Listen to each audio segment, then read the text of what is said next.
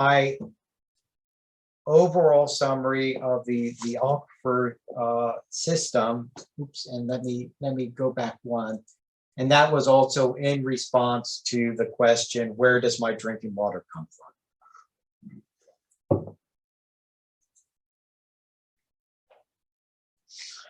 The next question is, I am building a new home in Schooner Bay. Where do I get a permit? What companies are licensed to drill? This is largely a health department question. I pulled together some basic information. VDH, of course, permits all of the domestic wells. Every domestic well that goes in the ground should have a permit, even if it's not used for drinking water. It should have a permit. So if you're putting in a well and you're looking at irrigating your lawn, you should get a permit from VDH for that well. I have to say the permit process really is not very difficult. VDH, in my opinion, has made the permit process pretty simple. There's a pretty basic form that needs to be filled out. Either the homeowner can fill it out, or in many cases, a well driller, a licensed well driller can fill it out.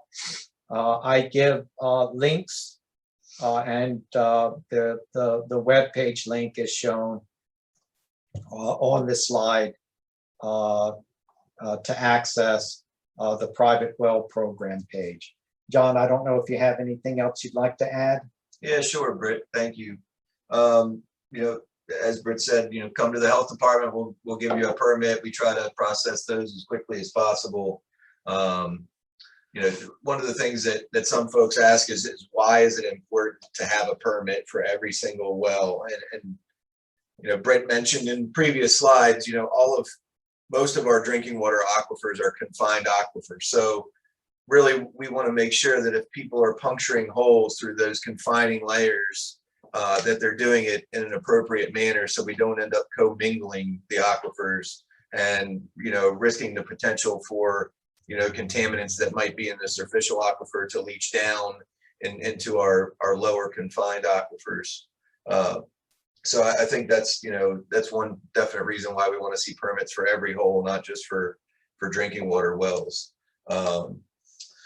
You know, there's several companies licensed on the shore to drill wells. Certainly you can come to the health department and we can give you a whole list of those folks that are licensed in Virginia to do that work. And we're happy to provide that, you know, via phone, via email, via fax, however anybody might like to receive it. Thanks, Britt.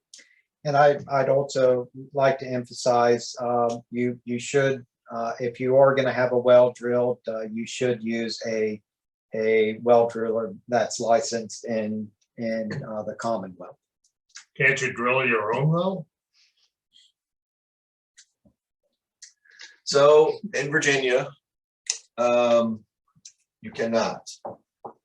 Generally speaking, just for the reason that I said before, we want people who are trained and who understand, you know, how to protect the aquifer, because so as you're drilling a well, particularly if it's not a shallow well and you're going through those confining layers, each time you break through that confining layer, you run the risk of introducing contaminants that would not normally have been in that water to being in that water. So we really want to make sure that people who are doing that kind of work are trained well, understand what they're doing, and are most protective of our confined drinking water aquifers.